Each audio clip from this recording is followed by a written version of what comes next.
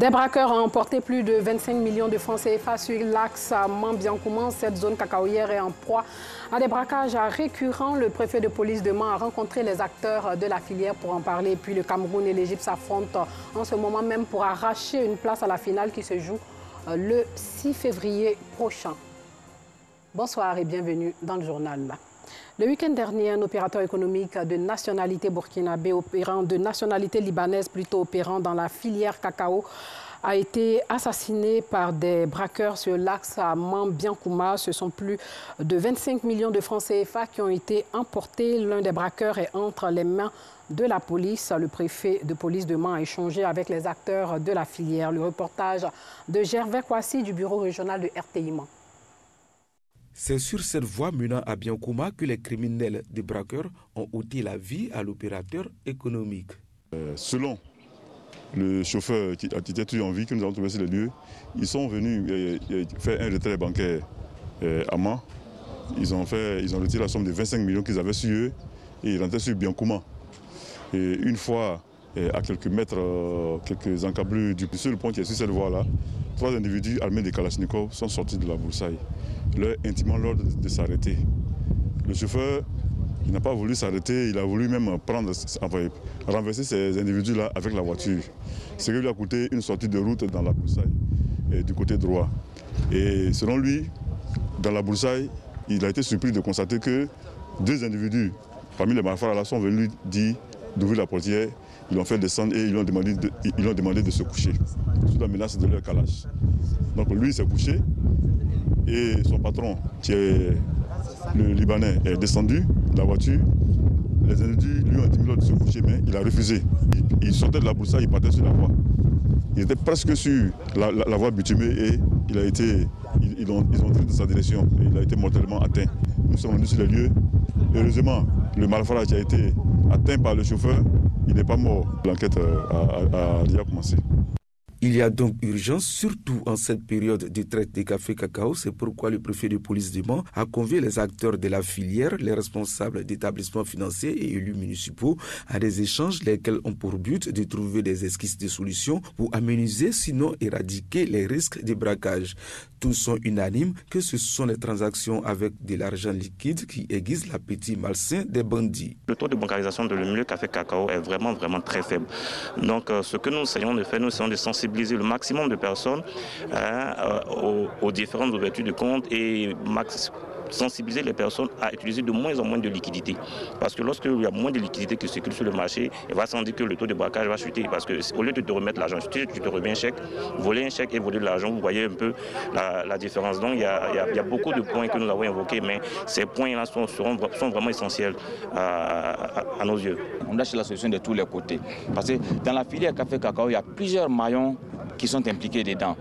Plusieurs maillons, depuis la banque, le producteur, le collecteur à qui vous remettez l'argent, le pisteur à qui vous remettez l'argent, tous ceux-là, ils sont dedans. Même dans ton entourage proche, je voudrais que le système de transfert des fonds de façon électronique, c'est la meilleure solution. Si l'État est vraiment regardant sur ce côté et qu'on arrive à mettre ça en pratique, je crois que la filière sera sauvée.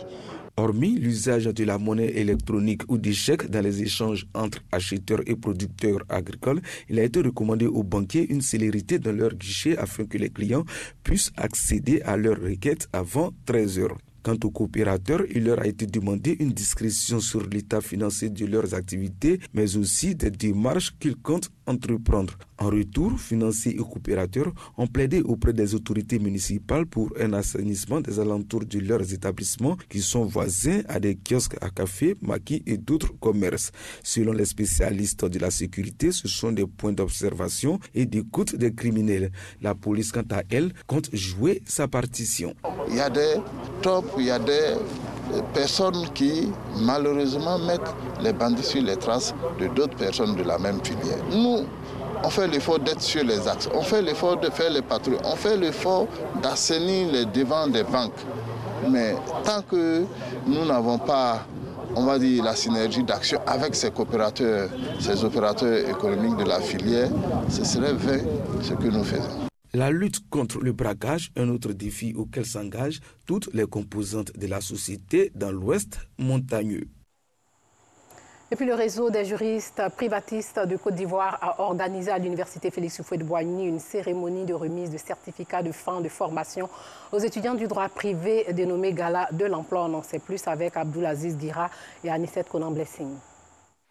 Écharpe au cou, ils reçoivent à tour de rôle leur parchemin de fin de formation. Au nombre de 100, ces étudiants viennent de terminer une formation sur les méthodes pratiques pour l'application du droit privé.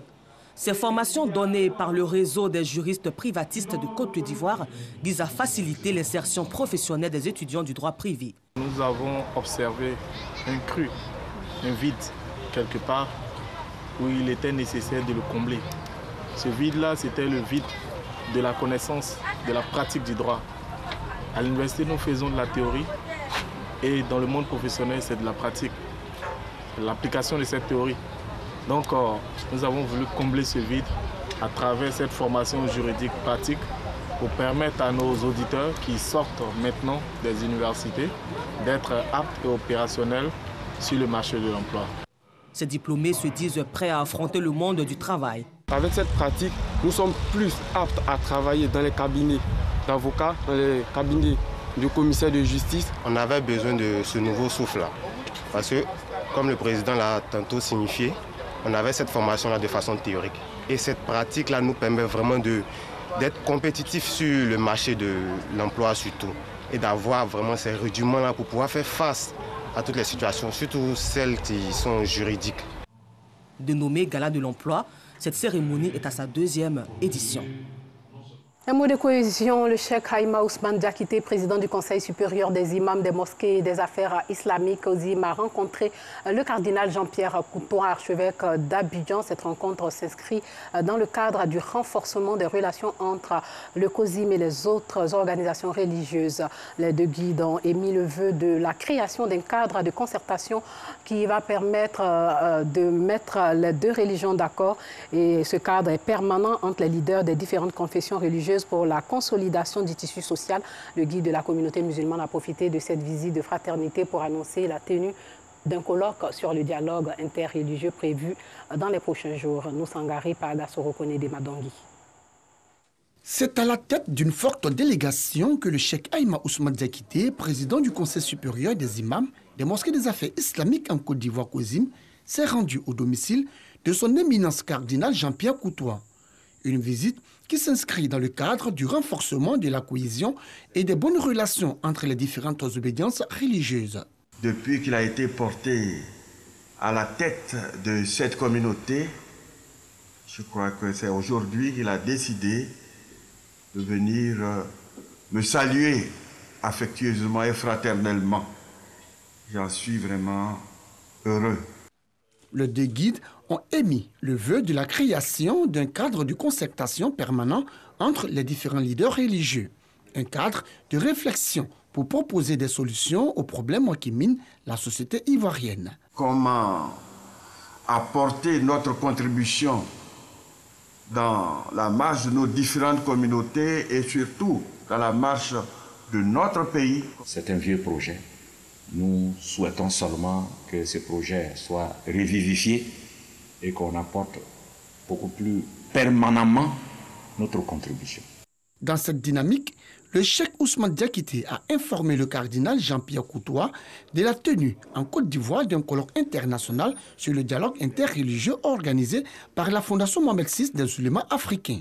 On va organiser en Côte d'Ivoire, Inch'Allah, dans ce mois de février, les 23, les 24, les 25, un colloque international du dialogue interconfessionnel. Et vu tout ce qu'il a eu à faire, tout son engagement pour ce dialogue, nous sommes venus lui porter l'information et souhaiter sa présence. S'inscrivant dans la droite ligne de ses prédécesseurs, depuis son arrivée à la tête du COSIM, cheikh Haïma Ousmane Diakité multiplie les rencontres avec les différents guides des autres confessions religieuses pour la consolidation de la confiance mutuelle et la préservation de la paix. Hors de chez nous, les dirigeants de la communauté des États ouest-africains étaient aujourd'hui à Accra, au Ghana. Ils ont décidé de ne pas imposer de nouvelles sanctions au Burkina Faso. La CEDEAO qui entend demander aux autorités burkinabées de proposer un calendrier clair et rapide pour un retour à l'ordre constitutionnel, selon une source sous couvert de l'anonymat qui l'a évoqué à l'AFP. Et puis le dirigeant du groupe djihadiste État islamique Abu Ibrahim al-Hashim al-Khwarachi a été tué lors d'une opération des forces spéciales américaines avant l'aube en Syrie, plus de 2 ans après l'élimination de son prédécesseur. Selon un haut responsable de la Maison-Blanche, le chef de l'État islamique est mort dans une explosion qu'il a lui-même causée. Au début de l'opération, la cible terroriste a fait exploser une bombe qu'il a tué ainsi que des membres de sa propre famille, dont des femmes et des enfants. Place à Echo des Cannes.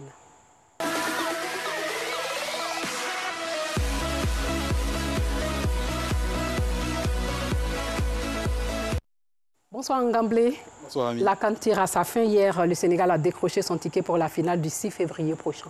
Absolument Ami, grâce à des buts d'Abdou Diallo, Bamba Dieng et Sadio Mané, le Sénégal a pris le meilleur 3-1 sur le Burkina Faso en demi-finale de la Coupe d'Afrique des Nations. Comme en 2019, les Lions de la Teranga joueront la finale face au vainqueur de l'opposition Cameroun-Égypte qui se joue en ce moment. Le témoignage de Jean-Sylvain Risso et Hassen Kwasi. Le Burkina Faso et le Sénégal disputent la première demi-finale de la Coupe d'Afrique des Nations 2021. Un derby ouest-africain pour une place en finale. Les deux équipes se rendent coup pour coup jusqu'à ce que le portier Hervé Kofi ne cède sa place suite à un télescopage avec Sékou Kouyaté. La suite est légèrement en faveur des Sénégalais, mais la pause intervient sur le score de 0-0. Il faut attendre la seconde période avant de voir la situation se débloquer. Grâce à Abdou Diallo, le Sénégal ouvre le score. Dans la foulée, il est imité par Bamba Dieng. Mais la réaction d'orgueil des Burkinabés intervient à la 82e minute avec le but de Blati Touré. À 2-1 et menacé par une éventuelle égalisation, Sadio Mané met ses coéquipiers à l'abri avec ce joli geste. Le Sénégal s'impose 3-1 et se qualifie pour la deuxième fois d'affilée en finale. Le Burkina Faso qui n'a pas démérité, l'équipe a tout donné, Ngamblé. Oui, l'équipe a tout donné. Elle était au bout, on va dire, de cette CAN magnifique. C'est vrai qu'ils tombent en demi-finale. Ils avaient déjà disputé 2 finales par le passé. Le Burkina aura la possibilité de relever la tête, on va dire ce samedi, en match de classement. Comme en 1998, ils avaient battu la Tunisie 2-1 à domicile lors de Burkina 98. Comme en 2017 également, où ils avaient battu le Ghana lors de la manche, on va dire la 3e manche. Donc, ils auront la possibilité de remporter donc, cette médaille de bronze et de satisfaire, pourquoi pas, le peuple burkinabé qui les attend forcément pour célébrer cela. Bravo en tout cas aux Burkinabés. Et puis le ministre ivoirien des Sports était hier aux côtés des supporters sénégalais et burkinabés. Une bonne ambiance régnait à cette occasion, Ngamblé. Oui, absolument. Paulin Claude Dao, le ministre de la Promotion des Sports et du Développement de l'économie sportive et ses collaborateurs ont suivi la première demi-finale entre le Burkina Faso et le Sénégal, c'était au Parc des Sports Trashville. Le premier responsable du sport ivoirien et les supporters des deux camps ont vibré donc, durant toute la partie. Jean-Sylvain Risso et Hassen Kwasi. Le Sénégal a validé son billet pour la finale mercredi soir en battant le Burkina Faso 3-1. Les supporters des deux pays résidant en Côte d'Ivoire et plusieurs autorités du pays, dont le ministre en charge des sports, Dao Paulin Claude, ont suivi la rencontre à la fan zone installée par l'Office national des sports au Parc des sports de Tréville. Les supporters sénégalais semblent confiants avant le coup d'envoi. 1-0 pour les Sénégal. But de Sadio Mané. La première partie est fermée. Les deux équipes se rendent coup pour coup. Stressés, les supporters burkinabés vibrent à chaque occasion. Pas de but entre les deux équipes avant la pause. En seconde période, l'inquiétude des Burkinabés contraste avec l'optimisme des Sénégalais qui sont enfin délivrés avec les buts de Diallo et Bamba Dieng. L'espoir renaît dans le camp burkinabé quand Blati Touré réduit la marque. Mais à la 87e minute, Sadio Mané enterre définitivement l'espoir burkinabé. Inch'Allah, on va prendre la coupe pour aller donner au président Macky Sall. Les Lions sénégalais affronteront le vainqueur du match Cameroun-Égypte en finale.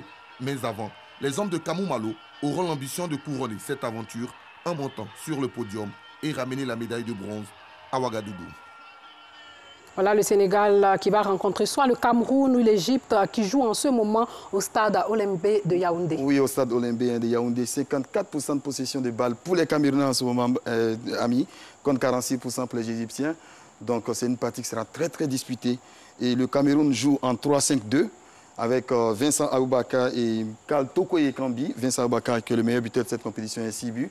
Tokoye Ekambi 5 buts. Et du côté égyptien, on joue en 4-3-3 avec bien évidemment Mohamed Salah qui est donc sur le flanc droit de l'attaque égyptienne. Ok, Ngamble Konaté, vous avez quelque chose d'autre à nous dire? Rien d'autre à préciser, sinon que le vainqueur de cette opposition affrontera, comme on l'avait si bien précisé tout à l'heure, le Sénégal en finale. Ça sera donc ce dimanche 6 février, donc on va dire sur le coup des 19h GMT. Et le jeu égyptien peut-être pourra défaire le jeu camerounais? Oui, absolument. C'est pour la première fois que le Cameroun affronte une équipe du top 10 africain. Jusqu'ils avaient un tableau favorable. Et là, c'est un véritable test pour le Cameroun aujourd'hui, puisqu'ils doivent absolument éliminer l'Égypte, mais qui est quelque part les bêtes noires. Ils avaient réussi à les battre déjà en 2017. Mais cette fois-ci, je pense que la partie sera très, très disputée entre les deux formations. Ok, merci Ngamble Konaté d'être venu encore une fois sur ce plateau. Merci, chers téléspectateurs, de nous avoir suivis. On vous rejoint pour suivre le match Cameroun-Égypte.